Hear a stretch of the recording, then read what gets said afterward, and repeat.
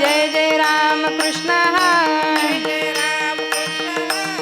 जय राम कृष्ण हरी, जय जय राम कृष्ण हरी, जय जय राम कृष्ण हरी, जय जय राम कृष्ण हरी, जय जय राम कृष्ण हरी, जय जय राम, जय जय राम कृष्ण हरी, जय जय राम कृष्ण हरी, जय जय राम कृष्ण हरी, जय जय राम, जय जय राम, जय जय राम,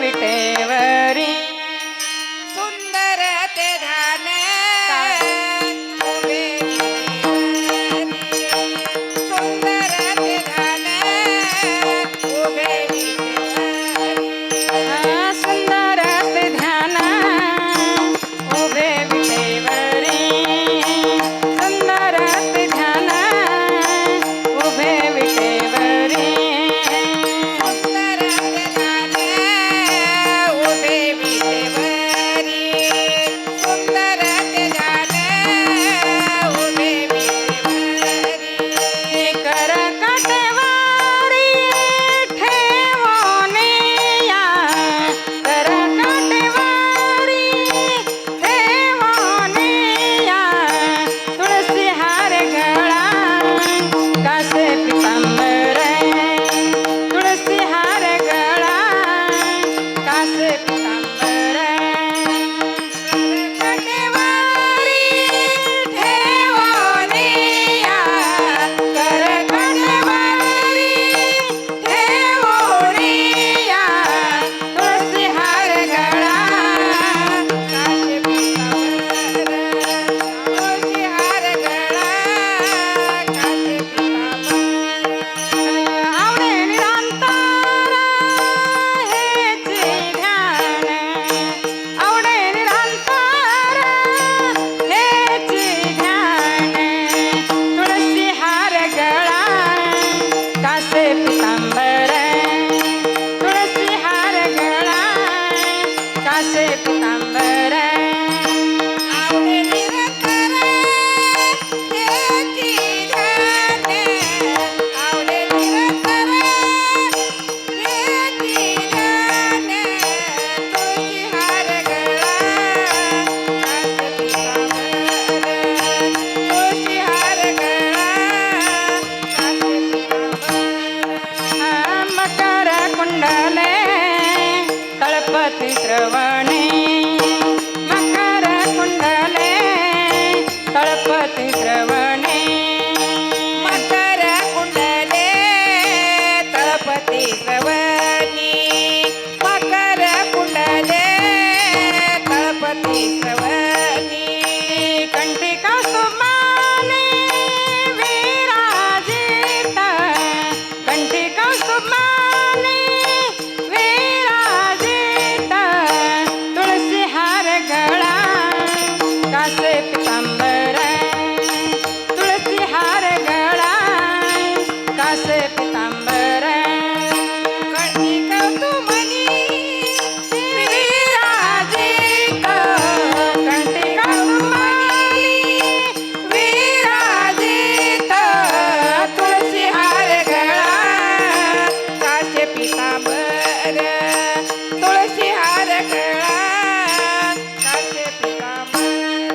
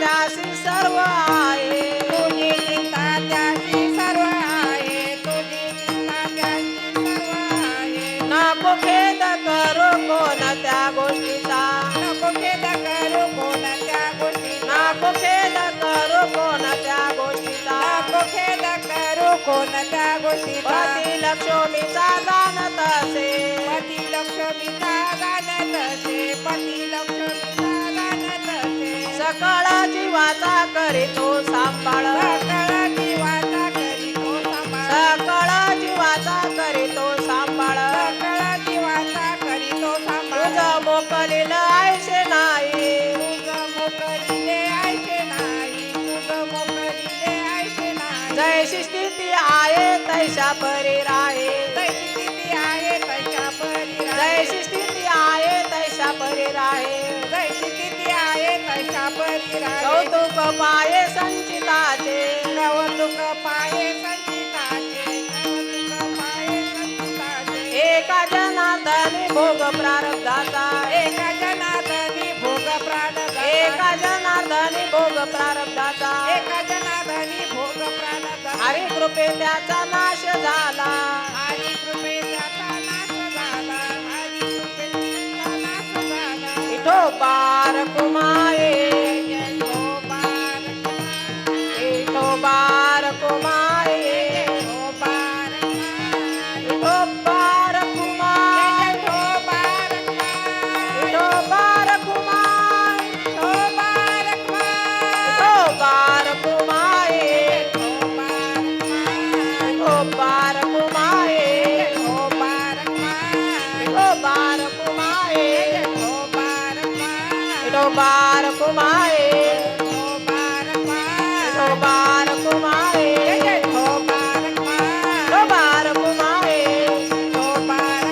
विठोबार कुमाये टोबा टोबा टोबा टोबा टोबा टोबा टोबा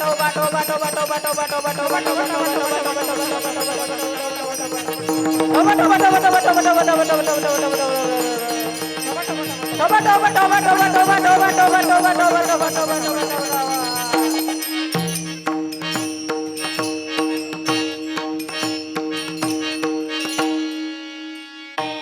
आवडीने भावे हरी नाम घेसी आवडीने भावे हरी नाम घेते आवडीने भावे हरी नाम घेते आवडीने भावे हरी नाम घेसी आवडीने भावे हरी नाम घेसी आवडीने भावे हरी नाम घेते आवडीने भावे हरी नाम घेते तुझी चिंता त्यासी सर्व आहे तुझी चिंता त्यासी सर्व आहे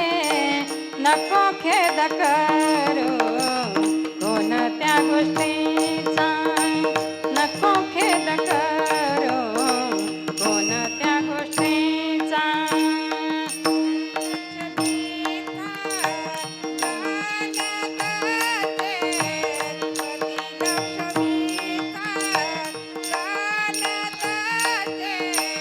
नको खेद करू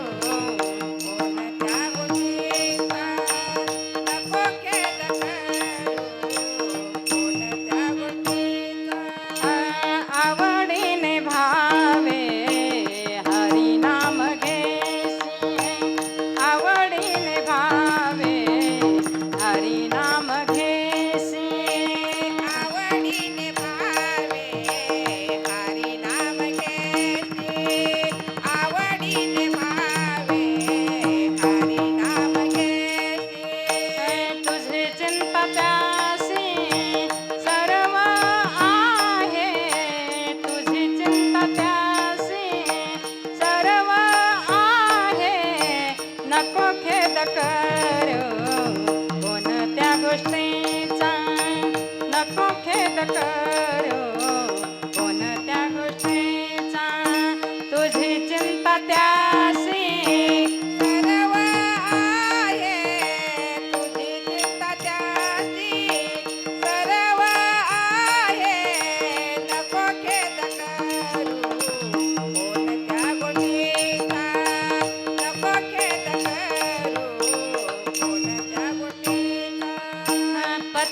लक्ष्मीचा जाणत असे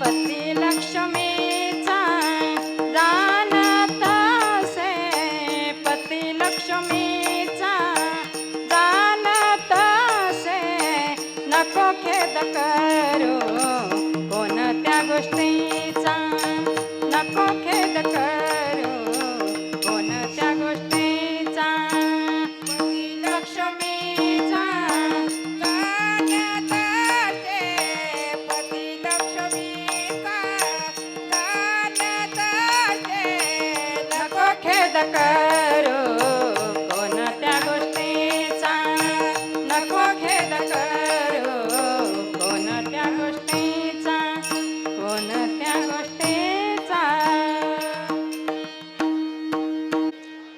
सेवेसाठी निवडलेला अभंग शांती ब्रह्म एकनाथ महाराज उत्कृष्ट असा यांचा आपण अभंग अभंग म्हणजे पाठांतरातला आहे आणि हरिपाठातला आहे. एकनाथ महाराजाच्या हरिपाठातला आहे म्हणून हा अभंग सर्वांच्याच पाठ आहे.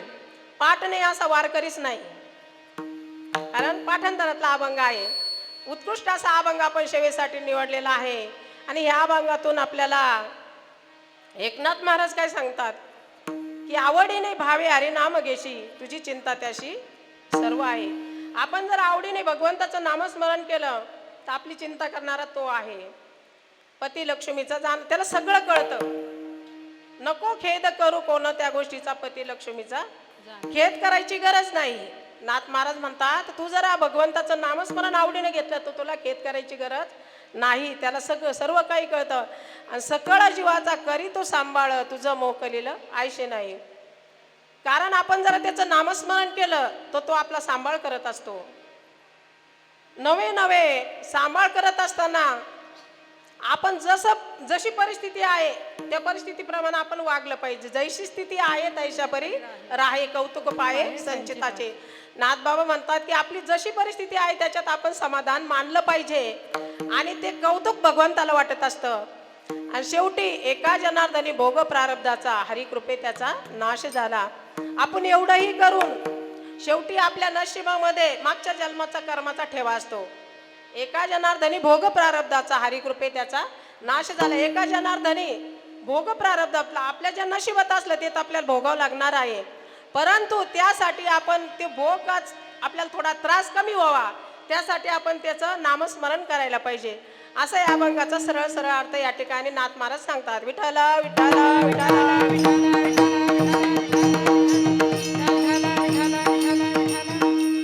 नमो विठ्ठला राजया पांडुरंगा नमो रुक्मिणी माऊली ज्ञान गंगा नमो पुंडलिका नमो चंद्रभागा नमस्कार माझ्या रुक्मिणी पांडुरंगा पांडुरंगा करू प्रथम नामाना पांडुरंगा करू प्रथम नामाना पांडुरंगा करू प्रथम नमन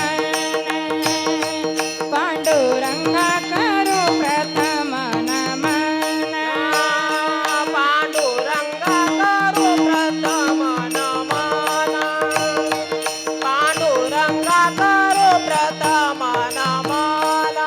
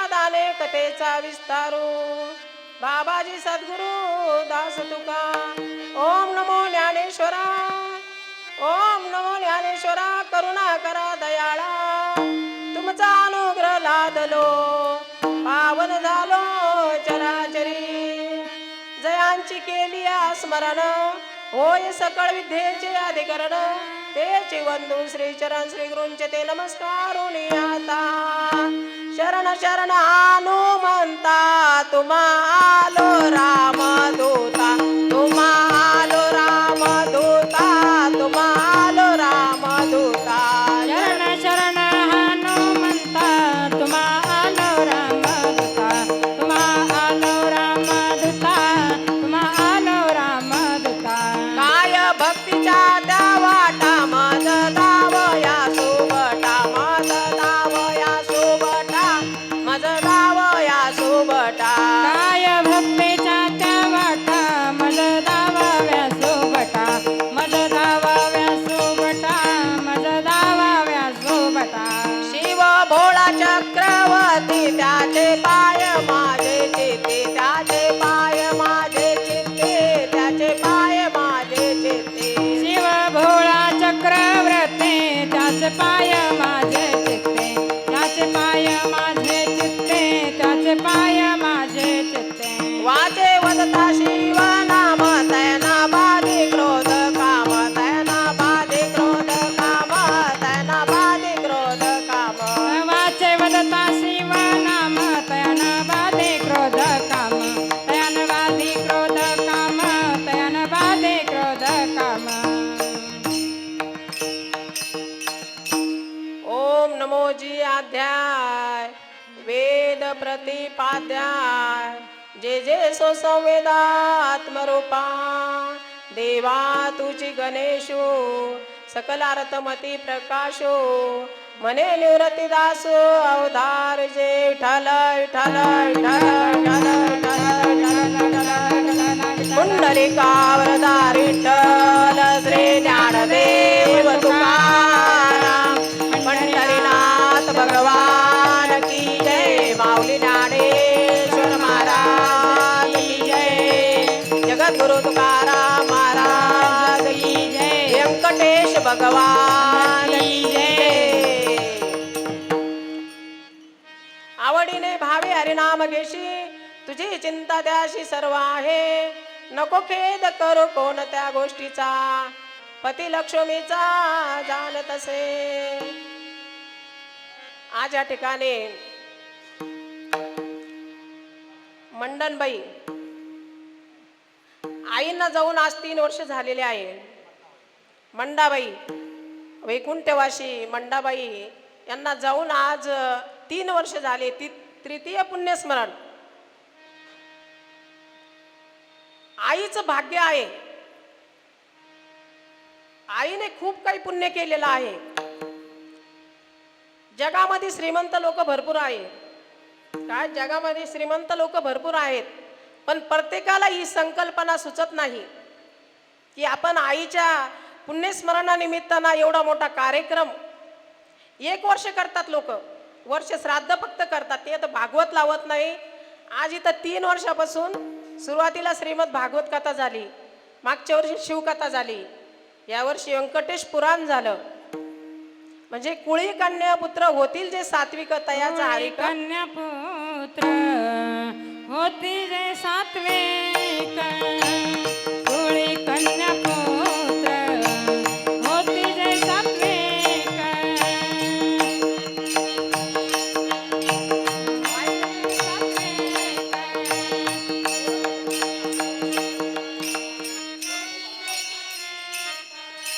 तयाचा हरिक वाटे देवा तया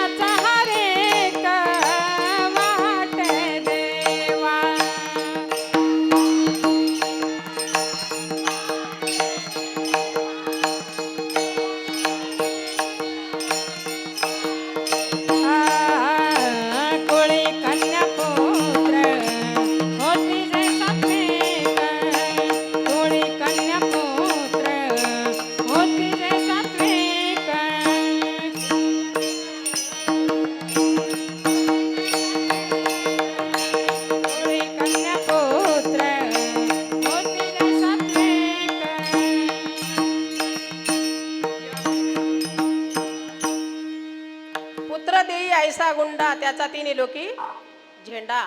कारण आज या ठिकाणी कितीक लोक पैशावाले असतील, परंतु एवढा मोठा कार्यक्रम कोणी करत नाही. आज 7 दिवसापासून तुम्ही म्हणशाल आपण एकच दिवस भजनाला येतो तर आपली किती वनवन होती. आज यांचे 7 दिवसापासून काय कष्ट आहे. यांना झोपा म्हणजे बिलकुल नाही आहे. देशमाने परिवाराला बिलकुल झोपा नाही आहे. एवढ्या आईसाठी त्यांनी एवढे कष्ट सहन करू लागले. ते म्हणजे आपण म्हणत असतो आईच्या उपकारातून आपण उतराई होऊ शकत नाही, पण खऱ्या अर्थाने देशमाने साहेब यांनी खरंच उतराई होऊन दाखवली. कारण 3 वर्षापासून सतत त्यांनी कार्यक्रम चालू ठेवला. लॉकडाऊन मध्ये सुद्धा त्यांनी वर्षभर भजन चालू ठेवले. म्हणजे किती भाग्यवान आई आहे त्या, की असा पुत्र आपल्या पोटी जन्माला आलेला आहे. कारण प्रत्येक ठिकाणी बघा तुम्ही, पण एवढं कोणी करू शकत नाही. एवढंच नव्हे, पण भगवंताने त्यांच्या पोटी सुद्धा त्यांना मुलगा चांगला दिलेला आहे. मंगेश विश्वनाथ देशमाने ह्यो सुद्धा इतका उत्कृष्ट आहे. कारण हे काय असतं, ही आपली परंपरा असते. आई वडिलाचे संस्कार असतात. आईने संस्कार भाऊंना लावले देशमाने साहेबांना, आणि यांचे संस्कार त्यांच्या मुला मुलींना लावले. कारण हे भाग्य आहे. नाही तर आता जगामध्ये खूप कमी आहे की आपले मुलं चांगले असतील याची गॅरंटी नाही. आपण जरी चांगलो, याला फक्त मागच्या तुका म्हणे होता ठेवा तो या बाबा. इतकं म्हणजे इतकं महान कार्य यांचं झालं की आज तुम्ही आपणच का विचारच करा की रोज रोज कोणी येऊ शकत नाही.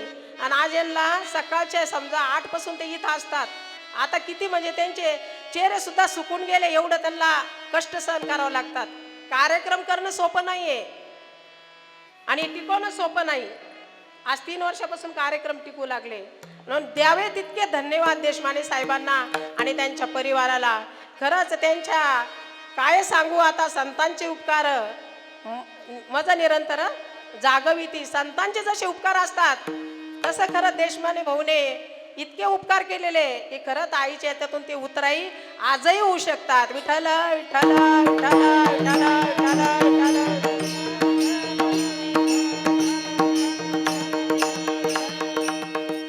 मरण तर सगळ्यालाच आहे. मरण आणि जगणं हे कोणाच्या हातात नाहीये. पण आईचं मरण सुद्धा चांगलं झालेलं आहे. कारण आई सुद्धा नेहमी भजनात असायच्या. गजानन मंदिरला कंटिन्यू त्यांचं भजनात असायच्या त्या. म्हणून त्यांचं मरण सुद्धा उत्कृष्ट झालेलं आहे. आणि त्याच्याच पुण्याईने त्यांना सर्व परिवार एकदम आनंदित आहे.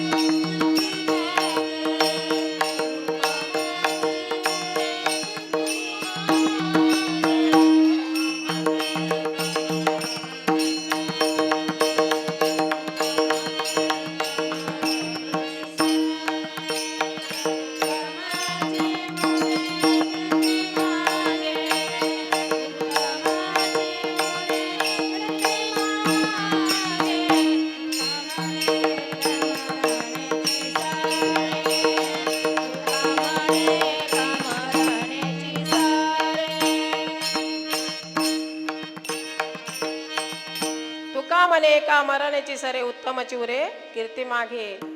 माणसाची कीर्ती मागे उरत असते. चांगला होता का वाईट होता.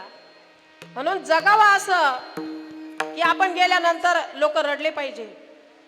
ज्यावेळेस आपण आलो त्यावेळेस लोक हसत होते, पण आपण ज्यावेळेस जातो ना त्यावेळेस लोक रडले पाहिजे आणि आपण हसत हसत गेलो पाहिजे.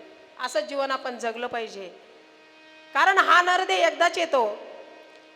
जेव्हा पाप आणि पुण्य हे दोन्ही समान होतं, जसं सोनार सोनं मोजतो तसं आपलं पाप आणि पुण्य जेव्हा मोजल्या जातं तेव्हाच कुठं आपल्याला हा नरदेह प्राप्त होतो.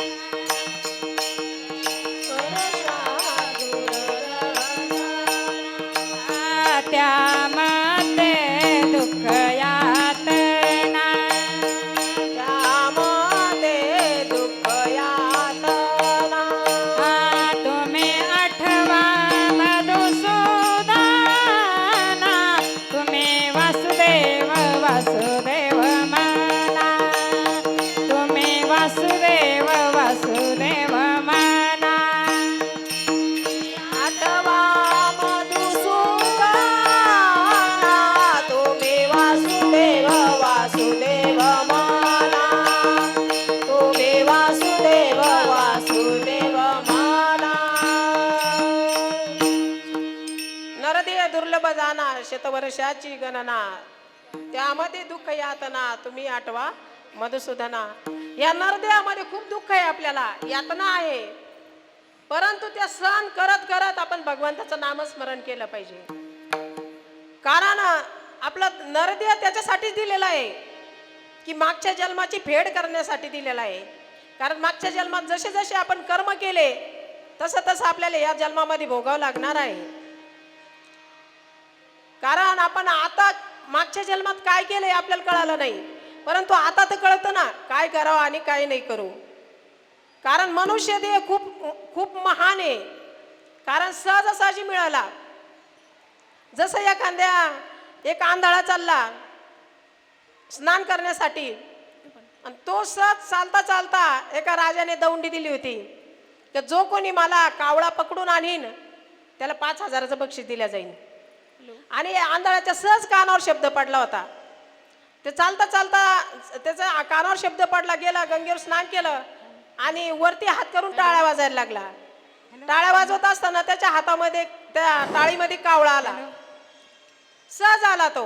त्याला आठवलं की आपण येताना एका राजाने दौंडी दिली होती, एका कावळ्याचे 5,000 रुपये देणारे. चला मग आता आला गंगेच्या वरती. पुन्हा त्याची अपेक्षा संपली नाही. त्याला वाटलं आता एका कावळ्याचे 5,000 मिळतील, आपण महिनाभर जरी बसलं तर आपल्याला 5,000 मिळत नाही. आपण मंदिरासमोर बसलो तर 5,000 आपल्याला लवकर मिळत नाही. आता पुन्हा गंगेवर स्नान करण्यासाठी जाऊ. पुन्हा गेला, तो कावळा बगलात धरला. पुन्हा हात वरती करून तो टाळ्या वाजायला लागला. बगलातला कावळा राहिला असन का? नाही. कारण तो पहिल्या वेळेस त्याला सहज मिळाला. तसं आपल्याला हा जन्म सहज मिळालेला आहे. याच्यासाठी आपल्याला काही त्रास सहन करावा लागला नाही. पण मग याच्यामध्ये दुःख आहे. कारण संसारात दुःख मुळाचाच आहे. पण त्याच्यासाठी आपल्याला काय करावं लागेल? भगवंताचं नामस्मरण करावं लागेल सतत. शेवटाची पाळी एक मनुष्य जन्म, शेवटाची पाळी एक मनुष्य जन्म, शेवटाची पाळी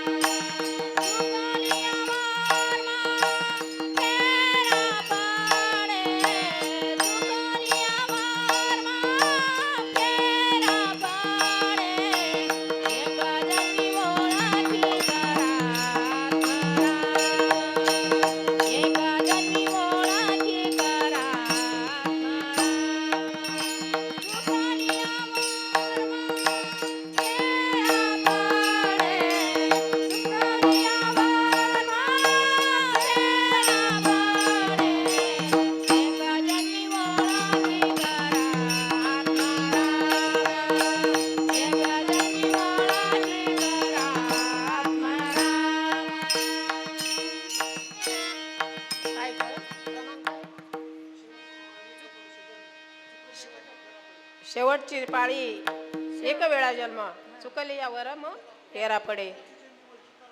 हा याच जन्मामध्ये आपल्याला देव देव करता येतो किंवा भजन म्हणता येतं, आणि आपल्याला सुटका कधीच भेटणार नाही. कारण आपण म्हणू की आपण नंतर करू, पण नंतर आपली तब्येत साथ देत नाही. काय आपली तब्येत साथच देत नाही. जोपर्यंत आपण तरुण अवस्थेत असतो तोपर्यंत म्हणतो आपण कुठं आज म्हातारा झालो, आपण करू म्हातारा झाल्यावर म्हणजे देव देव करू. पण आपण लई दिवस जगन याची गॅरंटी आहे का? नाही. कारण बाहेर गेलं तर घरी येईन म्हणून भरोसा नाही. आजकाल जीवन असं झालेलं आहे. पूर्वीचे लोक 100-100 वर्ष जगत होते. आज आपण बाहेर गेलो तर घरी येईन याची गॅरंटी नाही. आणि त्यातल्या त्यात चहा जरी पित असलो, आपल्याला जर अटॅक आला तर चहाचा कप सुद्धा हातात राहून जातो. म्हणजे आपला भरोसा नाहीये. म्हणून आपण आज आता ताबडतोब लगेच आपण काय करायला पाहिजे? भगवंताचं क्षणोक्षणाला नामस्मरण केलं पाहिजे. कारण आपण जर क्षणोक्षणी नामस्मरण जर केलं तर भगवंत आपल्या जवळ उभा आहे. क्षणोक्षणी हाचे करावा विचार, क्षणोक्षणी हाचे करावा विचार, क्षणोक्षणी हाची करावा विचार,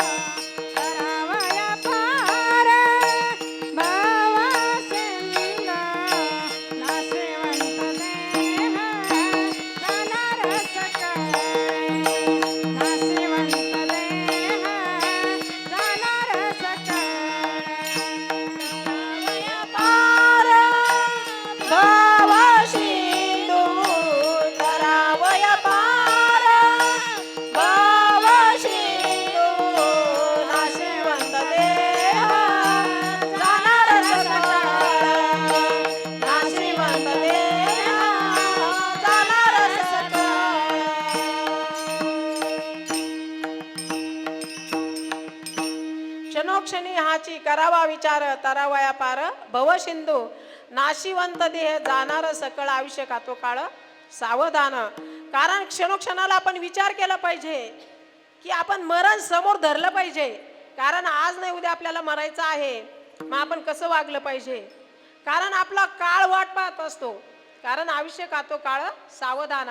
कारण आपला काळ वाट पाहतो पण आपण त्याचा विचारच करत नाही. हे शरीर नाशिवंत आहे पण यालाच नटवतो आपण. कारण जे नासक शरीर आहे त्याला एक दिवस आपल्याला सोडून जायचं आहे. परंतु आपण म्हणतो यो देह माझा आहे, हे सगळं माझं आहे, पण हे माझं नाही आहे. आपण ज्याला माझं म्हणायचो त्याला माझं म्हणत नाही. आणि हे नासक शरीर आहे, नाशिवंत आहे, याला माझं म्हणतो. कारण माझं कोण आहे? फक्त माझा एक भगवंत आहे. आवडीने भावे हरी नाम घेसे, आवडीने भावे हरी नाम घेसे, आवडीने भावे हरी नाम घेसे, आवडीने भावे हरी नाम घेसे, आवडीने भावे हरी नाम घेसे, आवडीने भावे हरी नाम घेसे, आवडीने भावे हरी नाम घेसे, आवडीने भावे हरी नाम घेसे. तुझी चिंता त्यासे सर्व आहे,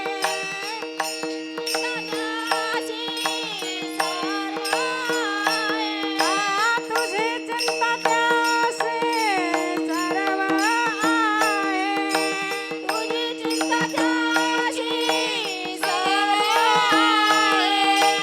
नको खेद करू कोणत्या गोष्टीचा, नको खेद करू कोणत्या गोष्टीचा,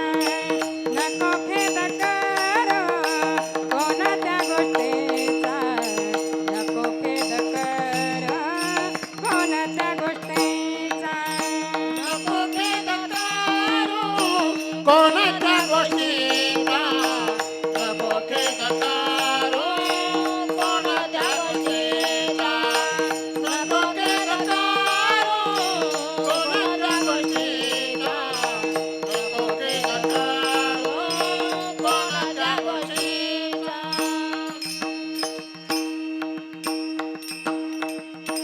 नाथ महाराज या अभंगातून सांगतात की आवडीने भावे हरिनाम घेशी, तुझी चिंता त्याशी सर्व आहे, नको खेद करू कोणत्या गोष्टीचा, पती लक्ष्मीचा जाणत असे.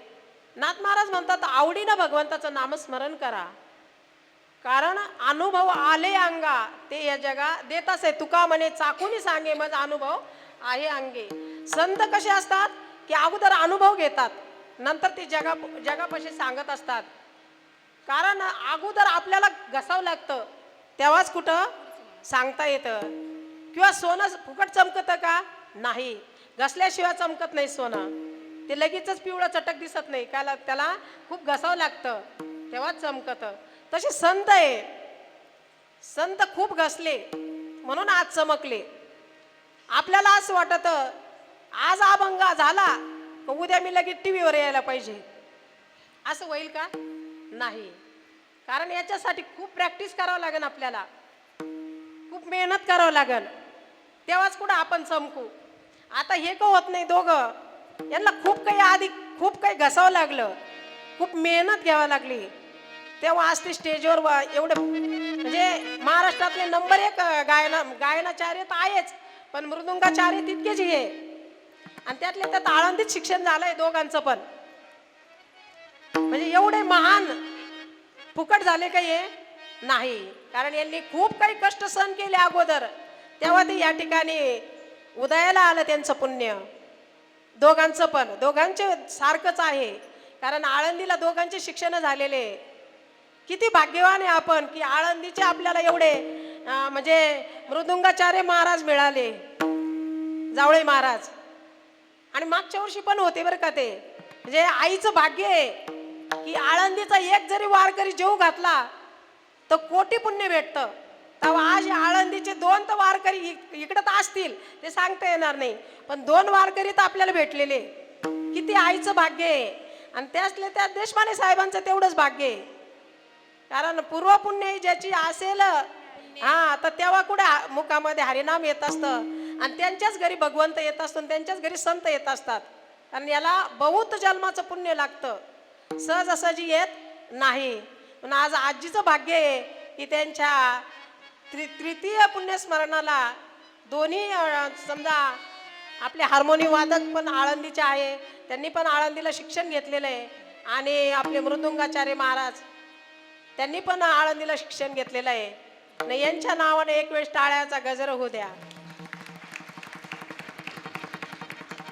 आणि त्याचबरोबर आपल्याला उत्कृष्ट महाराष्ट्रातल्या गान कोकिळा म्हणलं तरी काही हरकत नाही अशा आपल्या महालेताई यांचं पण उत्कृष्ट गायन आहे, आवाज पण सुंदर आहे. ह्या पण प्रत्येक वर्षी हजर असतात बरं का. आज त्यांचं पण 3रं वर्ष आहे. त्या पण कधी नाही म्हटल्या नाही. वेळेवर जरी फोन केला तरी त्या नाही म्हणत नाही. आणि आपलं भाग्य आहे की अशा म्हणजे भेटणं महत्त्वाच्या राहत्या. आणि त्याचबरोबर त्या ताई जय भाऊनगर म्हणजे कुठं जय भाऊनगरमध्ये राहतात, तरी पण एक जरी कॉल केला तरी त्या आपल्या सेवेला हजर राहतात. त्यांचं पण आज 2रं नाही 3रं वर्ष यांचं पण. म्हणजे खरंच आपण भाग्यवान आहोत की आपल्याला पूर्ण सगळे वारकरी टाळकरी सगळे 3 वर्षापासून सतत येतात. आईचं भाग्य आहे. त्याचबरोबर आमच्या खैरनार आजी या पण 3 वर्षापासून हजर राहतात. पवारताई, आमच्या शिनगरेताई, त्याचबरोबर आमच्या खैरे मावशी, सुकरेताई, जाधवताई, डोमताई, या सर्व मंडळ 3 वर्षापासून सतत येतं. यांना या ठिकाणी कोटी कोटी धन्यवाद देते. आणि खरंच यांच्यामुळंच कीर्तन होऊ शकतं. मी एकली काही करू शकत नाही. या पाठिंबा म्हणून मी कीर्तन करू शकते. मी तर काहीच करणार नाही. कारण कोणाचे सत्य चाले हे शरीर कोण बोलवितो हरिविने झोपायचं आपल्या हातात आहे, उठवायचं कोणाच्या हातात आहे? त्याच्या हातात आहे. म्हणून आपण म्हणायचंच नाही मी केलं, कारण मी काहीच करत नाही. सगळं करून घेणारं कोण आहे? भगवंत आहे. म्हणून कोणाच्या सत्य माऊलीची ओवीचे, कारण आपण नाही करू शकत. त्याच्या सत्तेशिवाय झाडाचं पान देखील हालू शकत नाही. आणि त्याच्या सत्तेशिवाय आपण काहीच म्हणायचं नाही मी केलं. कारण तू मन ही मीच करी, माझ्या भजनी प्रेम धरी, सर्वत्र नमस्कार जे मज एकांत. कारण तू सगळ्या ठिकाणी मी आहे असं समज. तू कुठेही भजनाला गेला तर म्हणायचं की भगवंता तूच आहे, मी या ठिकाणी नाही. त्याला यावं लागतं. कारण अंतःकरणातून त्याला आवाज दिला तर त्याला या ठिकाणी यावंच लागतं. तेवढ्या अंतःकरणातून आपलं भाव प्रेम श्रद्धा तेवढी असावी लागती.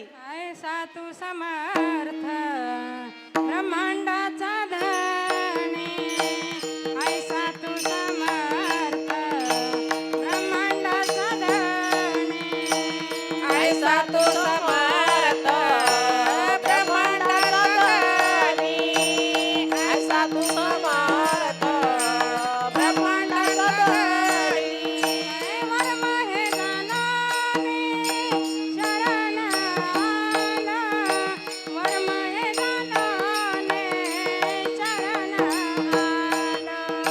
वर्म हे गानाने शरण आला, वर्म हे गानाने शरण आलो. ऐसा तो समर्थ ब्रह्मांडाचा धनी, ऐसा तो समर्थ ब्रह्मांडाचा धनी, ऐसा तू समर्थ ब्रह्मांडाचा धनी, ऐसा तू समर्थ ब्रह्मांडाचा धनी. ऐसा तू समर्थ ब्रह्मांडाचा धनी. वर्म हे जाणून शरण आलो. त्याला शरण गेलं पाहिजे. त्याला शरण गेलं तर यावंच लागतं. नाथ बाबाकडे काय कमी होतं? श्रीमंत होते आणि शांत होते. आजकाल श्रीमंत असू शकतं पण शांत कोणी नसतं. कारण काय होतं? कोणत्या ना कोणत्या प्रकारची माणसाला चिडचिडपणा येत असतो. म्हणून शांत संत कसे होते? शांत होते, मुळात श्रीमंत होते. एक उदाहरण तुम्हाला त्यांचं सांगून जाईन की एक यवन होता आणि ज्यावेळेस नाथबाबा स्नान करण्यासाठी चालले, स्नान करून तिकडून आले आणि येत असताना एक यवन बसलेला होता आणि त्याने अंगावर थुंकला. नाथबाबा परत गेले, परत स्नान करून आले, परत तो यवन अंगावर थुंकला. नाथबाबा परत गेले, परत यवन अंगावर थुंकला. असं 108 वेळा नाथबाबाच्या अंगावर यवन थुंकला. शेवटी 8व्या वेळेस 108च्या वेळेस त्याच्या तोंडाला थुंकाच येईना. शेवटी शरण आला आणि पाया पडायला लागला की नाथबाबा माझं चुकलं, मी दुसऱ्याच्या सांगण्यावरून मी तुमच्या अंगावर थुंकलो. तरी नाथबाबाच्या अंगी किती नम्रता. नाथबाबा म्हणतात की अरे तुझ्यामुळं मला 108 आंघोळी घडल्या, तू नसता थुकला तर मी 108 वेळा स्नान केलं नसतं. येवन अंगावरही थुंकला, प्रसाद देऊनी सुखी केला. बघा नाथबाबाचं प्रमाण किती आहे की त्यांनी संत असे की जगाचे घाव सोचत असतात संत, तेच संत असतात.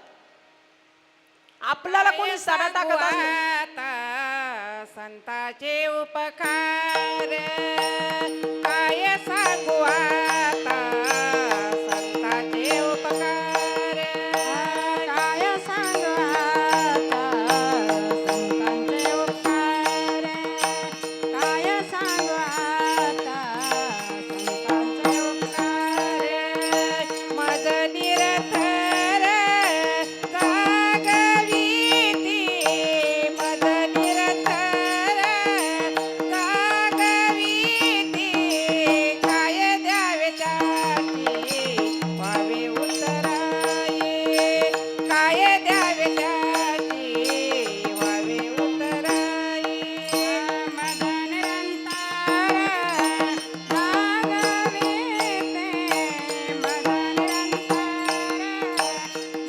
जागविते, काय देऊ त्याचे व्हावे उतराई, काय द्यावी त्याचे व्हावे उतराई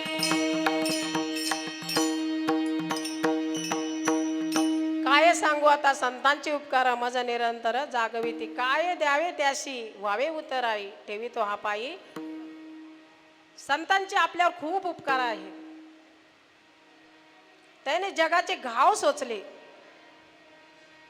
जसे 2 दगड आहे, एक दगड मूर्ती बनला आणि एक दगड नारळ फोडायचा तसाच राहून गेला. पण जो दगड मूर्ती बनला त्याच्या गळ्यामध्ये हारच हार, त्याची देवपूजा चालली, त्याचे हार, त्याचं एवढं स्वागत, कारण तो देवरूपी झाला. आणि या दगडावर नारळ फोडायला लागले. हा दगड त्या दगडाला म्हणतो का रे तू पण दगड आहे मी पण दगड आहे, लोक तुला हार घालू राहिले आणि माझ्यावर नारळ फोडू राहिले. परंतु ज्याच्या गळ्यात हार होता तो दगड म्हणतो अरे मी छन्नी हातुडीचे घाव सोचले. काय छन्नी हातुडीचे घाव सोचले तेव्हा लोक माझी पूजा करतात, तू ते घाव सोचले नाही म्हणून तुझ्यावर नारळ फोडतात. कारण अगोदर घाव सोचावं लागतात. आपल्याला सड्याचं पाणी आपल्या अंगावर आलं तर म्हणतो तुला दिसलं नाही का, मग आपण घाव सोचणार आहे का? नाही. घाव सोचले पाहिजे. घाव सोचलं ते आपलं नक्कीच, म्हणजे आज संतांनी घाव नसते सोचले, आज हे संत आपल्याला दिसले नसते. कारण ज्या वेळेस माझ्या मुक्ताबाईला मांडे खाण्याची इच्छा झाली, माऊलीला मांडे खाण्याची इच्छा झाली नाही, माझ्या सोपन काकाला मांडे खाण्याची इच्छा झाली नाही, निवृत्ती दादाला सुद्धा मांडे खाण्याची इच्छा झाली नाही. परंतु इच्छा कोणाला झाली? मुक्ताबाईंना. आणि त्या ठिकाणी माऊली माधवगिरी आणण्यासाठी गेले. आणि माधवगिरी आणण्यासाठी गेले, एक तर माधवगिरी कोणी दिली नाही. लोकांना असं वाटत होतं की हे दिसले तरी त्यांना विटाळ होत होता. माऊली दिसले तर लोक म्हणायचे नाही आता इटाळ झाला. लगेच ते स्नान करून यायचे, म्हणजे त्यांना बघितल्यावर सुद्धा इटाळ होत होता. आणि आज काय त्यांचं आज जिकडं तिकडं माऊली माऊली माऊली माऊली. आणि त्या ठिकाणी कोणीतरी एका बाईने माधवगिरी दिली आणि त्या ठिकाणी माझे माऊली भिक्षा घेऊन येत आहेत. पण त्या ठिकाणी एक काका आले आणि त्यांनी ती भिक्षा लगेच दानाधीन करून दिली. त्यांची भिक्षा दानाधीन ती फाडून तोडून मोकळे आणि दानात समान माती समान करून दिलं.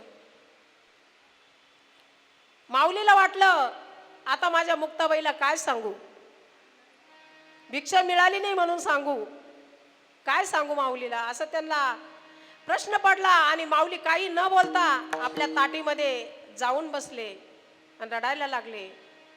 आणि त्या ठिकाणी माझी मुक्ताबाई चिमुकली. त्या ठिकाणी मुक्ताबाई गेली आणि ताटीचा दरवाजा उघडला. मिथ्या कल्पना मागे सारा, ताटी उघडा ज्ञानेश्वरा. ज्ञानेश्वरा. ज्ञानेश्वरा तुम्ही ताटी उघडा. दादा तुम्हाला पुढं अजून बहुत काही करायचंय. तुम्हाला आपल्याला ज्ञानेश्वरी लिवायची आहे. तुम्हाला खूप मोठं व्हायचंय. जीभ जरी आपली दाताखाली चवणली तर आपण जीभ का तोडून टाकतो का? नाही. मागून या माधवगिरी, मागून या माधवगिरी, मागून या माधवगिरी, मागून या माधवगिरी. सदावाचा विज्ञानेश्वरी, सदावाचा विज्ञानेश्वरी. मागून या माधवगिरी,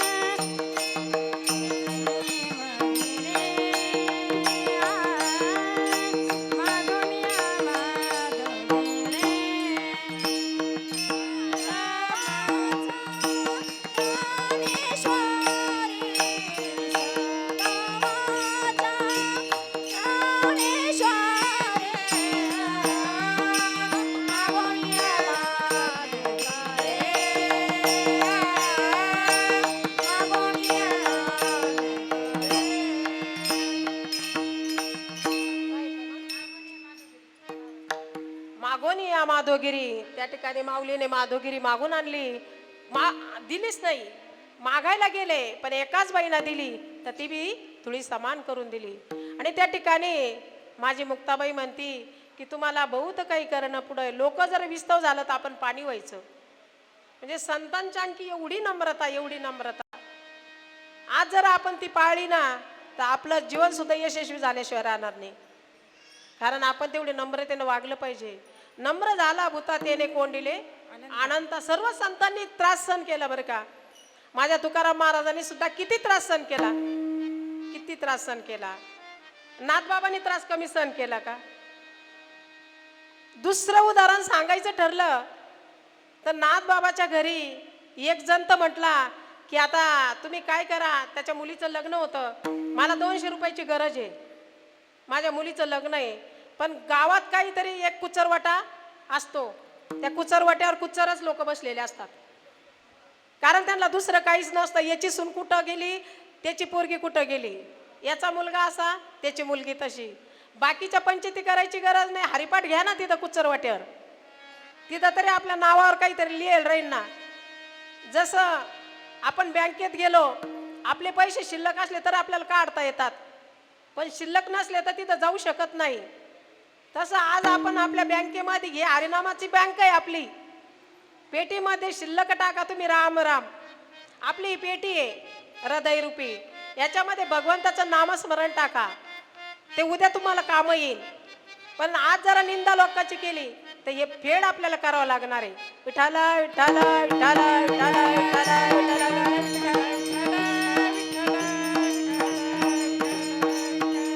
केले कर्म झाले तेची भोगा आले, केले कर्म झाले तेची भोगा आले, कर्म झाले तेची भोग आले, केले कर्म झाले तेची भोग आले, केले कर्म झाले तेची भोगा आले, केले कर्म झाले तेची भोगा आले, केले कर्म झाले तेची भोग आले, केले कर्म झाले तेची भोग आले.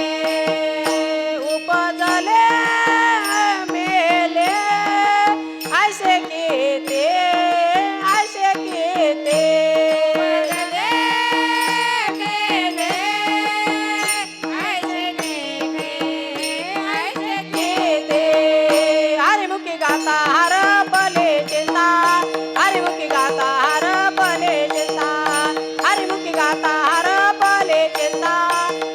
हरिमुखी गाता हरपले चिंता हरिमुखी गाता हरपले चिंता हरिमुखी गाता हरपले चिंता हरिमुखी गाता हरपले चिंता हरिमुखी गाता हरपले चिंता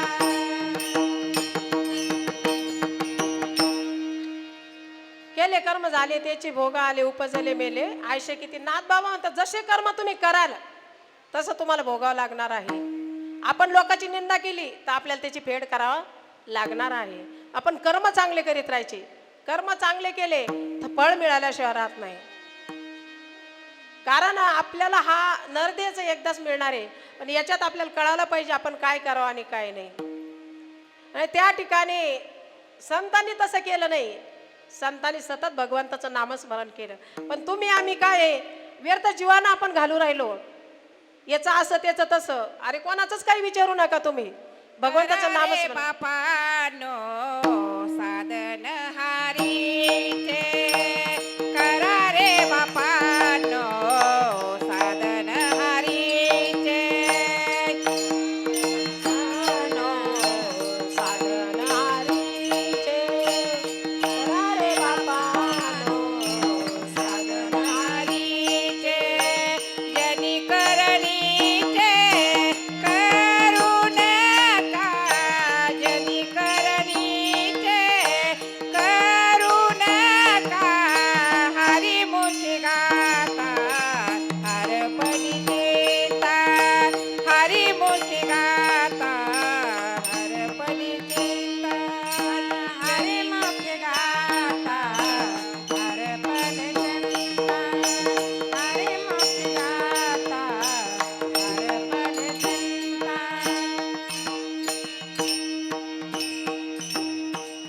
संत सांगत असतात करा रे बापांनो साधन हरीचे जेणेकरणीचे करू नका हरिमुखी गाता हरपली चिंता. आपण जर सतत भगवंताचं नामस्मरण केलं ती चिंता करणारा तो आहे. त्या ठिकाणी नाथबाबाच्या घरी काही टवळखोर लोक म्हटले की तुम्ही काय करा नाथबाबाला राग आणून दाखवा म्हणे. त्यांना रागच येत नाही म्हणे. तुम्ही राग आणून तुम्ही मला 200 काय मी 400 रुपये देतो पण त्यांना राग आणून दाखवा. तर त्याला गरजच होती पैशाची. तो म्हणतो मी तुम्हाला लगेच राग आणून दाखवतो पण मला तुम्हाला पैसे द्यावा लागतील माझ्या मुलीचं लग्न आहे. चालेल म्हणे देऊन टाकू.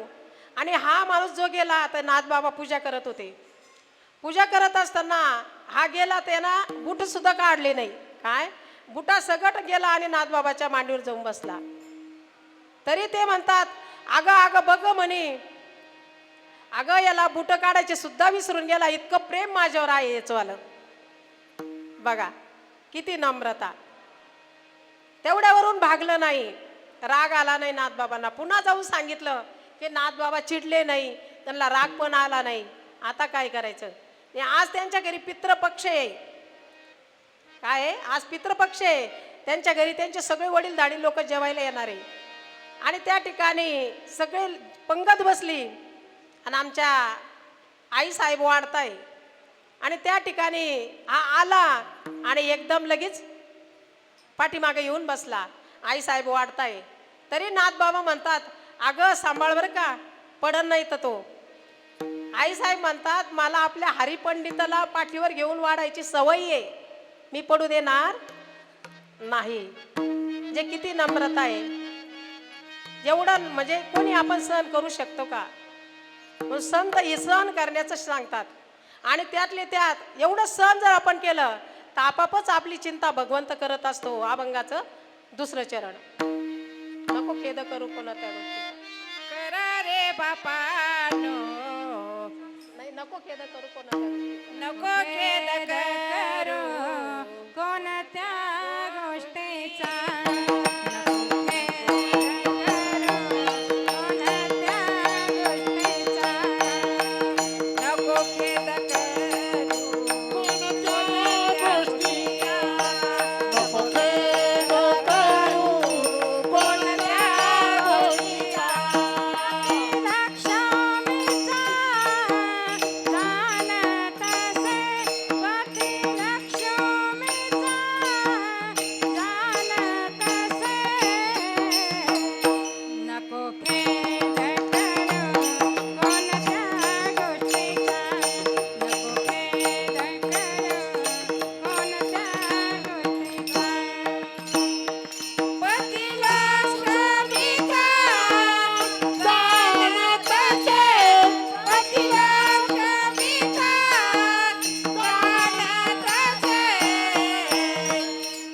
नको खेद करू कोणत्या गोष्टीचा, नको खेद करू कोणत्या गोष्टीचा.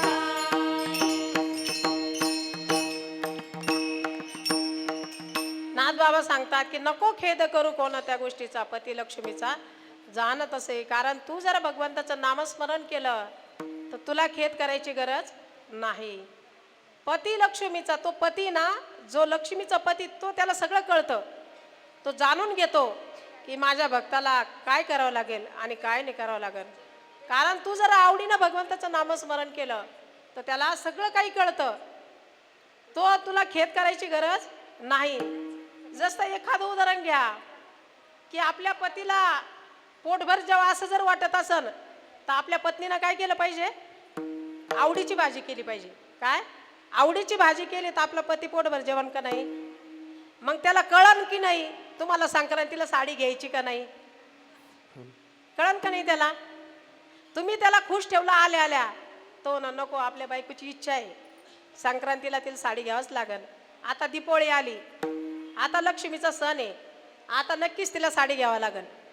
त्याला सांगायची गरज आहे का नाही, कारण आपोआप त्यांना कळून जातं. तसं आपण भगवंताचं नामस्मरण जर केलं तर त्यांना कळतं भगवंताला की यांना काय पाहिजे आणि काय नाही पाहिजे. कारण पती लक्ष्मीचा जाणत असे. आणि साधारण एखादं दुसरं उदाहरण सांगते. नवीन नवरीचं लग्न झालं, लग्न झाल्यानंतर ती नवरी लग्न लागल्यानंतर एकदाच नाव घेते. काय एकदाच नाव घेते, पण आयुष्यभर त्याला सांभाळावं लागतं का नाही. आयुष्यभराची जबाबदारी तिचा मालक घेत असतो. मग तसं आपण जर याचं जर सतत नामस्मरण केलं तर आपल्या आयुष्याची म्हणजे नामस्मरण जर केलं तर तो आपला सांभाळ करेल का नाही, तो केल्याशिवाय राहणार नाही. कारण सांभाळ त्याला करावंच लागल. कारण आपण जर त्याचं नामस्मरण करा तो आपला न सांगतात आपला सांभाळ करेन. अभंगाचं 3रं चरण. सकळ जीवाचा करीतो सांभाळ, सकळ जीवाचा करीतो सांभाळ, सकळ जीवाचा करीतो सांभाळ, सकळ जीवाचा करीतो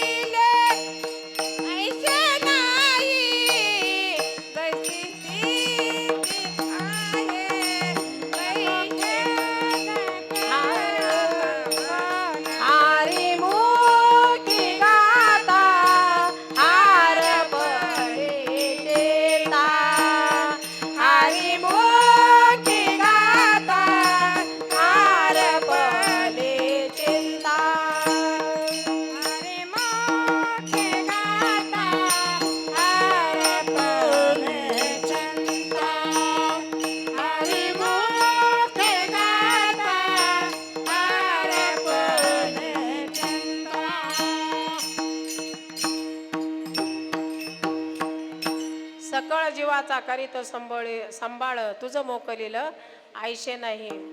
केलं असतं. किती लेकरू रडत असलं ताई रात्रभर जागरण करते, पण तेच मुलं उद्या आपल्याला विसरून जातात. आजची कंडिशन इतकी बेकार आहे. जे परदेशामध्ये लोक गेले, आपण म्हणतो माझ्या मुलाचं खूप शिक्षण करीन, खूप शिक्षण करीन. आपण पोटाला खात नाही, पोटाला उपाशी राहतो, लेकराचं शिक्षण करतो. का तर माझा मुलगा खूप मोठा झाला पाहिजे, बाहेरच्या देशात गेलं पाहिजे शिकायला. आईची खूप एडी माया राहते. आईच्या मायाला कोणीच बरोबरी करू शकत नाही. आईची माया. आई लोकांचे धुणे भांडे करीन, लोकांचा स्वयंपाक करीन, पण आई म्हणते नाही, माझा राजा खूप श्रीमंत झाला पाहिजे, माझा मुलगा खूप शिकला पाहिजे. परंतु आज अशी परिस्थिती आहे, एका ठिकाणी असं झालेलं आहे की 2 मुलं होते आणि त्या ठिकाणी आई खूप आजारी. तिचे मालक सारखे मुलाला फोन करतात, अरे तुझ्या आईची तब्येत खूप बेकार आहे बरं का, आई शिरेश बरं का, लवकर भेटायला ये, लवकर भेटायला ये. मुलगा म्हणतो, बाबा येतोच बरं का, येतो, लगेच येतो. पण मुलगा लवकर येत नाही, फक्त म्हणतो येतो येतो, परंतु येत नाही. कारण मुलं मोठे झाले ना, मुलाला पंख फुटले ना, मुलं विसरून जातात. का आईवडिलाची जाणीव काय मुलांना कळत नाही. कारण इतका मुलांच्या आजची परिस्थिती खूप अवघड आहे. शेवटी आई वारल्या गेली, नंतर मुलगा आला आणि मुलगा आल्याच्या नंतर त्याला आई राहिली का दिसायला? नाही राहिली. बाप सारखा दवाखाना करतो, घरी येतो, दवाखाना करतो, घरी येतो, की आपला मुलगा आज येईन, उद्या येईन, की तो रात्रभर आईजवळ थांबन, आई 4 गोष्टी लेकाला सांगन. परंतु मुलाला त्या गोष्टीचा काही विचार नाही, की आपली आई आपल्याला 4 गोष्टी सांगन, की काय करायचं काय नाही करायचं. पण मुलगा येत नाही. शेवटी आईचा अंतकाळ जवळ येतो, आई मरण पावती, मुलगा येतो, आईचा सगळा कार्यक्रम करतो आणि बापाला सांगतो. कार्यक्रम संपल्याच्या नंतर बापाला सांगतो, बाबा येतो मी, हे पैसे तुमच्याकडे राहू द्या. बाबा म्हणतात, अरे बाबा मला काय करायचे पैसे, मला नको पैसे. नाही बाबा, आमचं ठरलंय की आई वारल्यानंतर तू जा, आता तुम्ही गेल्यानंतर मी येणार नाही, आता दादा येणार आहे. म्हणजे किती वाटण्या करतात मुलं बघा. आईला 10 जरी लेकरं असले तरी आई त्या लेकराला स्वतः उपाशी राहील, पण त्या लेकराची बराबरी करीन, त्यांना कधीच उपाशी ठेवणार नाही. आणि आज 2 मुलं आईची वाटण्या करतात, 2 मुलाला आपले आई वडील सहन होत नाही. विचार करायची गोष्ट आहे. आज आपण असं वागायला लागलो, आपले मुलं उद्या तसे वागणार नाही का? पण ही धुंदी कुठपर्यंत राहते? जोपर्यंत त्यांच्यावर वेळ येत नाही ना तोपर्यंत. एका ठिकाणी की आईला वृद्धाश्रमामध्ये टाकलं. आईनं एवढे कष्ट केलेले, आईने वृद्धाश्रमामध्ये टाकलं. आणि टाकल्याच्या नंतर आईचे शेवटची वेळ जवळ आली. वृद्धाश्रमामधल्या लोकांनी फोन केला, तुमची आई शेवटची घटका मोजतीये, तुमचा सारखी आठवण काढतीये, सारखी आठवण काढती. मुलगा आला आणि सांगितलं की तुमची आई खूप आजारी. मुलगा आईच्या रूममध्ये गेला, आई तुझी शेवटची इच्छा काय आहे? आई म्हणते, बाळा माझी शेवटची एकच इच्छा आहे की या पूर्ण रूममध्ये फॅन लाव. काय? पूर्ण रूममध्ये फॅन लाव. आई तू तर जा.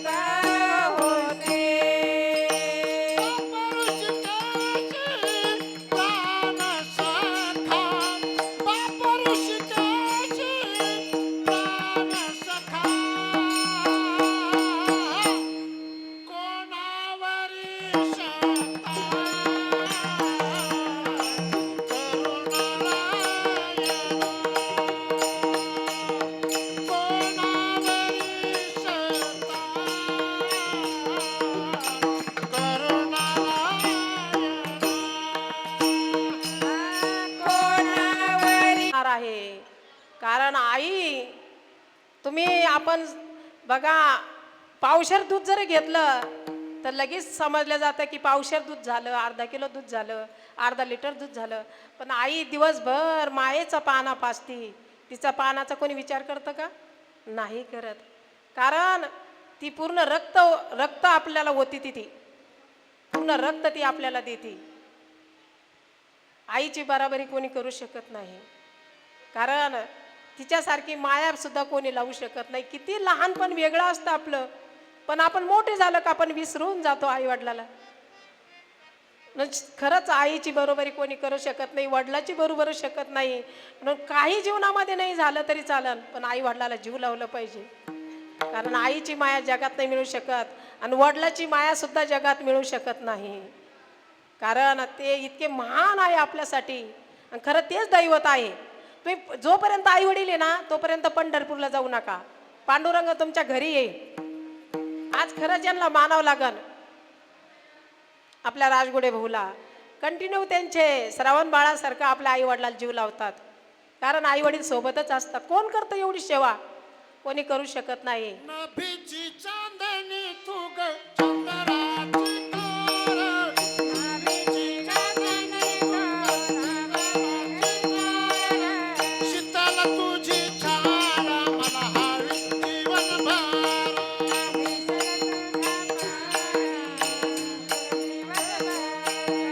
शीतल तुझी छाया मला हवी जीवनभर,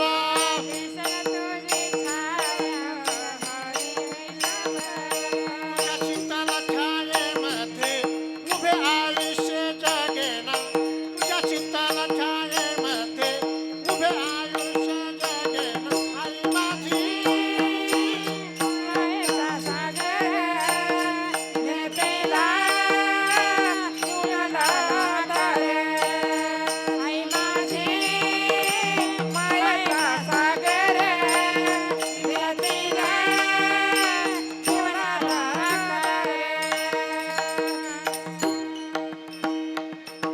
तिला जीवनाने आकार दिला आपल्याला.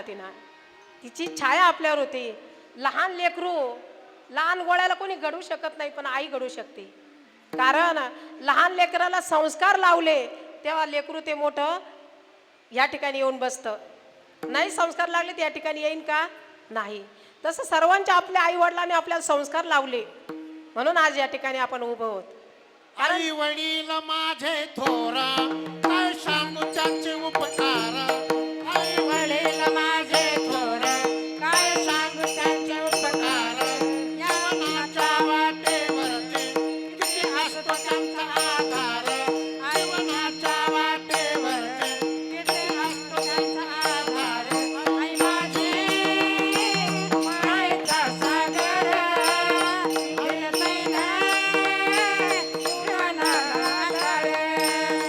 आई माझी मायेचा सागर, दिला जीवनाला आई वडील माझे थोर काय सांगू त्यांचे उपकार, या जीवनाच्या वाटेवर दिला मला त्यांनी आधार. असतो त्यांचा आधार, म्हणजे त्यांच्या आधारावर आपण जगतो आणि त्यांच्या आशीर्वादावर आपण जगतो. आशीर्वाद असल्याशिवाय आपण या ठिकाणी येऊ शकत नाही. कारण त्यांचे आशीर्वाद आपल्या पाठीमागं आहे म्हणून आज आपण या ठिकाणी सर्वजण उभं आहोत. जोपर्यंत आई वडील तोपर्यंत आई वडिलाला आपण जीव लावलं पाहिजे. पण आपल्याला कधी किंमत कळते? ज्यावेळेस ते गेले का नंतर किंमत कळते की काय असतात आई. कशाला गेली आई तू स्वर्गाला, कोण वागवेल तुझ्या या बाळाला. कशाला गेली आई तू स्वर्गाला, कोण वागवेल तुझ्या या बाळाला.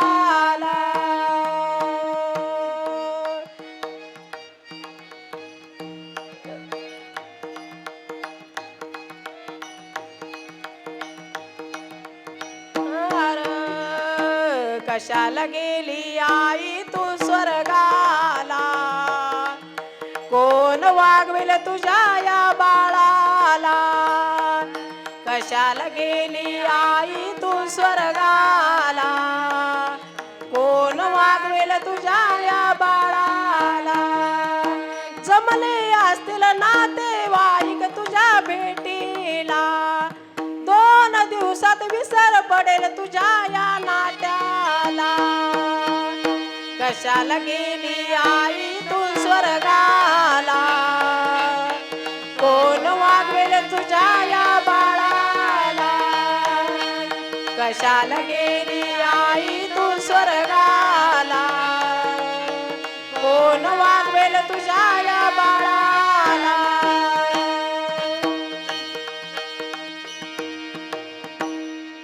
नातेवाईक ज्यावेळेस आई जाते त्यावेळेस सगळे नातेवाईक जमतात, पण 2 दिवसात ते विसर पडून जातो त्यांना. पण आपल्याला विसर पडत नाही, कारण आपल्याला आयुष्यभर आईच्या आठवणी येतात.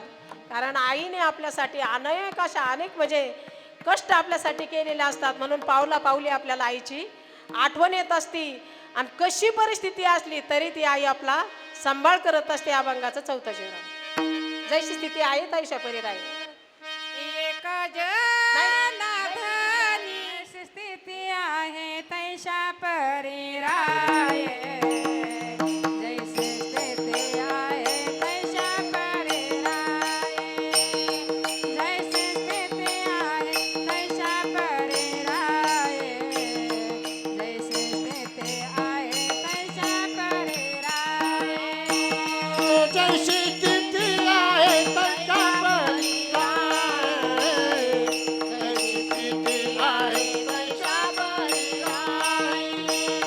जैशी स्थिती मुलाला असं वाटलं, आई त्याची थोडी अंध होती. मुलगा काय म्हणायला लागला की आता मुलं मोठे झाले ना, मुलं गरीब जर आई वडील असले तर मुलाला आई वडिलाची लाज वाटत असते. मुलाला लाज वाटते, पण आईला कधीच तसं काही वाटत नाही. मुलाचा कॉलेजमध्ये नंबर आला आणि नंबर आल्याच्या नंतर सर्वांना सांगितलं की तुमच्या ज्यांचे नंबर आले त्यांच्या मुलांना सांगितलं की तुमच्या आई वडिलांना घेऊन या, त्यांचं पण स्वागत करायचंय. पण याची आई अंध असल्यामुळे यानं याच्या आईला सांगितलंच नाही. सर्वांचे आई वडील आले पण याची आई आली नाही, वडील तर नव्हतेच. आणि त्या ठिकाणी आईला इतकं दुसऱ्या मुलांनी सांगितलं की आज तुमच्या मुलाचा सत्कार आहे. आई कॉलेजच्या बाहेरून बघती की माझ्या मुलाचा सत्कार आहे. कॉलेजच्या बाहेरून लोकांच्या आडुंगी बघती, जर मी समोर गेले तर माझा मुलगा मला रागवण. म्हणून आई समोर आली नाही. त्याला विचारलं का रे तुझी आई आली नाही? माझी आई आज गावाला गेलेली आहे, घरी नाहीये. याने असं सांगितलं, पण अंध अशी सांगितलं नाही. आणि त्या ठिकाणी सर्वांचे सत्कार झाले आई वडिलाचे. आई सत्कार संपल्यानंतर आई पटकन मागं गेली, पण फक्त काय पाहिलं तिनं? मुलाचा सत्कार करताना बघितलं. तर तेवढंच आई वडिलाचं मन काय होतं? आनंदित होतं. आणि त्या ठिकाणी मुलगा खूप मोठा झाला. मुलगा मुंबईला गेला. मुलगा खूप मोठा इंजिनियर झाला आणि शिकला खूप, बंगला मोठा बांधला. आईला माहीत झालं मुलगा आपला अमुक ठिकाणी राहतो. आई त्या ठिकाणी गेली शोध घेत मुलाचा. पण गरीब परिस्थितीतली आई, डोक्यावर गठुडं, 2 चिंध्याचं लुगडं नेसलेली, काठी हातामध्ये, त्या ठिकाणी गेली आणि बंगल्याची बेल वाजवली. परंतु याने आधीच सांगितलं होतं की मला आई नाहीये. त्या ठिकाणी त्याची पत्नी बाहेर आली बेल वाजल्याच्या नंतर. म्हणे कोण आहे तुम्ही? अगं माझा मुलगा आहे, मी त्याची आई आहे. त्याला आवाज दिला, तो बाहेर आला. तो म्हणतो अगं ही माझी आई नाहीये. काय? आई नाहीये माझी, मला आईच नाहीये ना, मी तुला सांगितलेलं आहे. आई तशीच मागच्या पावलाने बाग फिरली, पण गावात आल्यानंतर सुद्धा कोणाला सांगितलं नाही की माझा मुलगा मला असं म्हटला. आई आपल्या मुलाचं दुःख कधीच सांगत नसते.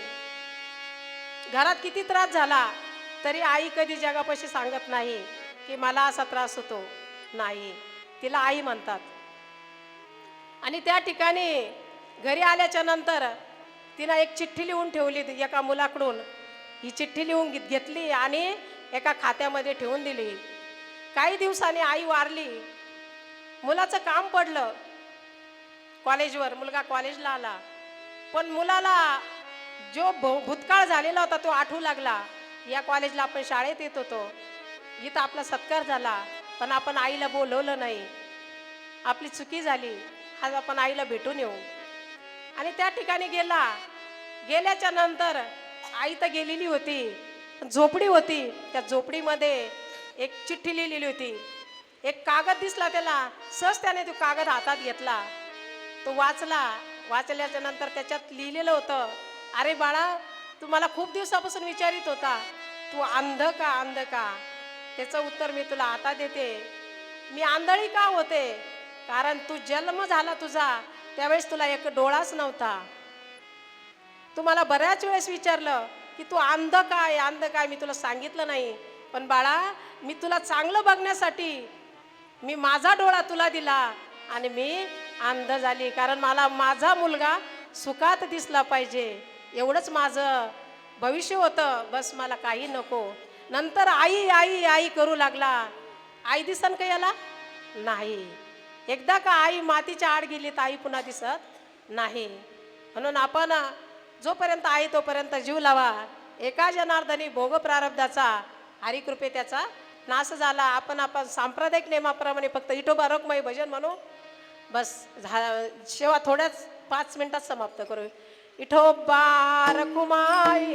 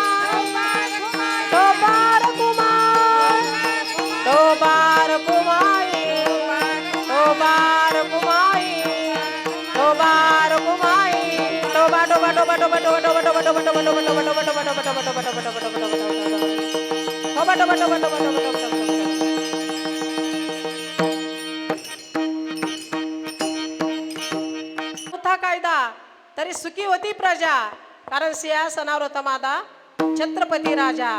लोक म्हणतात की तुम्ही सतत शिवाजी महाराजांचं गुणगान गातात. शिवाजी महाराज शिवबा जलमला, शिवनेरीवर शिवबा जलमला, राजांचा अधिपती. दैवत छत्रपती नामचे, दैवत छत्रपती, दैवत छत्रपती नामचे, दैवत छत्रपती, दैवत छत्रपती नामचे, दैवत छत्रपती, दैवत छत्रपती नामचे, दैवत छत्रपती.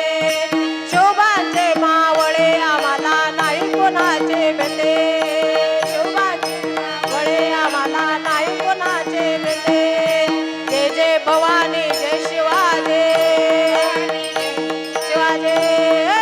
स्वराज्य राखण्यासाठी याने केल्या एक जाते, घेऊन भगवा हाती स्वराज्य राखण्यासाठी. आई शिवाई, आई जिजाई,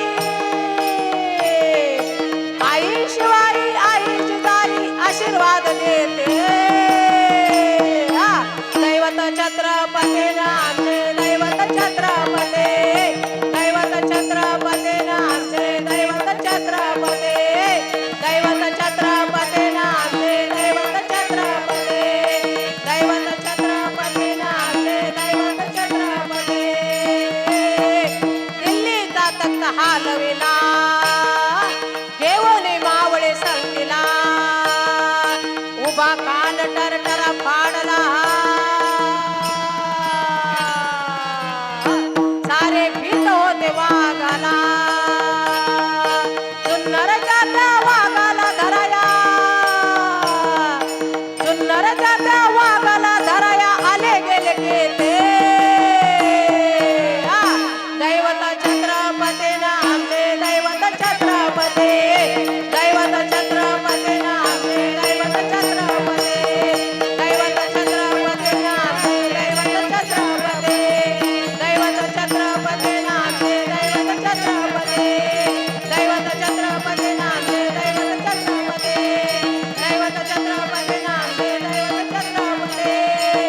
छत्रपती शिवाजी महाराज की धर्मवीर संभाजी महाराज की राजमाता जिजाऊ माता की धर्म की अधर्म का प्राणियों में विश्व का गो हत्या बंद हो राजमाता जिजाऊ माता की भारत माता की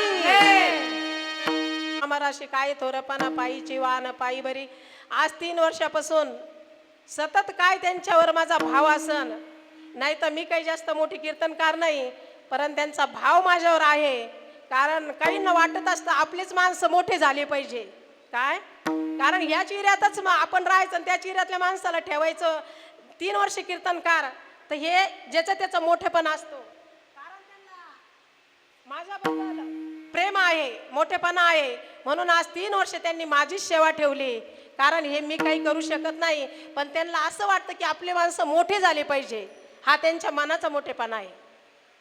नाही तर आजकाल कोणी ठेवत नाही. 1 वर्ष ठेवलं का दुसऱ्या वर्षी म्हणतं आता दुसरे महाराज पाहू. पण खरंच त्यांना कोटी कोटी धन्यवाद. त्यांनी या ठिकाणी माझी सेवा ठेवली आणि त्याचबरोबर त्यांच्या पूर्ण परिवाराला कोटी कोटी धन्यवाद. कारण पूर्ण परिवार त्यांचा रात्रंदिवस या ठिकाणी कष्ट करत आहेत. इतकी एवढी सेवा करणं सोपं नाही. 1 दिवस सांभाळणं सोपं आहे, 7 दिवस सांभाळणं सोपं नाही. प्रत्येकाचे अनेक मन असतात, तेवढ्याचे ते सांभाळून घेतात. त्याचबरोबर यांच्याकडनं बी ही सेवा आली. त्याचबरोबर यांनाही कोटी कोटी धन्यवाद. जावळे महाराजांना कोटी कोटी धन्यवाद. त्याचबरोबर आमचा सर्व महिला मंडळ या सर्व माझ्या बहिणी आहे. या बहिणीला वाटत आज माझी पण मी सर्वात लहान बहीण आहे त्यांची. त्यांना वाटतं माझी लहान बहीण मोठी झाली पाहिजे. त्या हिशोबाने त्या पण मला खूप मोठा पाठिंबा देता. त्यांनाही सर्वांना कोटी कोटी धन्यवाद. तुमचे काय आहे प्रभू, तुम्ही महेशाच्या मूर्ती, मी दुबळा अर्चित असे भक्ती, म्हणून जरी बोल गंगावती स्वीकारल की. तुम्हीच जर नसते तर मी तरी कीर्तन कोणापाशी सांगितलं असतं. तुम्हाला कोटी कोटी धन्यवाद. झालेली सेवा भगवंताच्या चरणी समर्पित करते, तुमच्या मायबापाच्या चरणी समर्पित करते. जे काही चुकलं असेल ते माझ्या वाणीचा दोष. मी तुमची मुलगी म्हणून